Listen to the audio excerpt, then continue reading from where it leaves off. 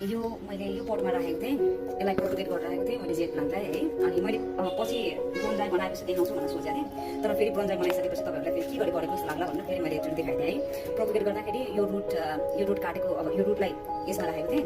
अब मैले यसलाई ब्रोन्जाई बनाउनको लागि यसमा यो हाल्छु अनि यहाँबाट यसमा सेममा यो माटोमा राखिदिन्छु। अनि तपाईँहरूले मैले अनि अर्को यहाँ यसको पनि ब्रोन्जाई गर्नको लागि यसमा मैले यो यस्तै पटहरूबाटै मैले यसमा सारिरहेको छु। अनि अब यसलाई ब्रोन्जाई गर्नको लागि मैले एउटा ठुलोबाट यो फर इक्जाम्पल मैले यसमा लिएँ अनि यो माथि यसरी ब्रोन्जाई गरेर यसमाथि राखेँ। अनि जब चाहिँ यसको चरा यहाँबाट यहाँ तल आउँछ अनि अब मैले यहाँ के गर्नुपर्छ भनेदेखि यो सबै काटिदिनुपर्छ। अनि यो जुन माथि देखेको भाग भन्दा तलपट्टि काटेर राख्ने होइन, माटोमै माथि राख्ने। माटोमा माथि राखिसके पछाडि अनि जरा चाहिँ अब बाँक भएको जरा चाहिँ तल माटोमा फैलिन्छ, अरू जरा चाहिँ यी हुन्छ।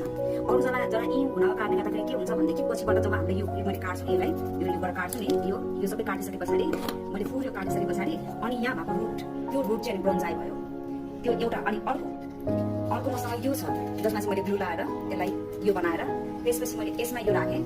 अनि फेरि तलपट्टिको रुटलाई चाहिँ मैले ग्रो गर्न दिएँ। अनि ग्रो गर्न दिइसकेपछि मैले यसमा यहाँ अर्को खाली एम्टी पटमा मैले यसरी यहाँ राखेँ भनेदेखि जति पनि रुट ग्रो हुन्छ यहाँ ग्रो हुन्छ। यो चाहिँ यसको रुट चाहिँ मोटो रुट देखिने भयो, यसको रुट चाहिँ पातलो रुट देखिने भयो क्या ब्रोन्जाई बनाउँदाखेरि। अनि यसको रुट पनि पातलो रुट देखिने भयो यस्तो खालकोमा गरेर ब्रोन्जाई बनाउँदाखेरि। यो खालकोमा यो गर्दाखेरि ठुलो हुन्छ, ठुलो ब्रोन्जाई मतलब त्यसको त्यो रुट यत्रो ठुलो देखिन्छ। त्यही तरिकाले मैले स्पाइडर प्लान्टलाई पनि त्यही नै गरेको छु ब्रोन्जाई गर्नको लागि। अनि अहिले यो जेट प्लान्टलाई ब्रोन्जाई गर्न त्यही गरिरहेको छु। अब मैले यसमा माटो हालिरहेको छु है, यसमा मैले माटो हालिरहेको छु, सबै मैले माटो हाल्नुपर्छ। यसमा मैले एउटा सार्पी अब्जेक्टले यस्तो गरेर माटोलाई मैले माटो यहाँबाट दिइरहेको छु है। यहाँ तल हेर्नु त फुल माटो छ है। अनि यहाँ जरा निस्केर त्यही जरा तल जान्छ। अनि यसलाई मैले काट्छु पछिबाट यसरी काट्ने बित्तिकै अनि जरा हुन्छ नि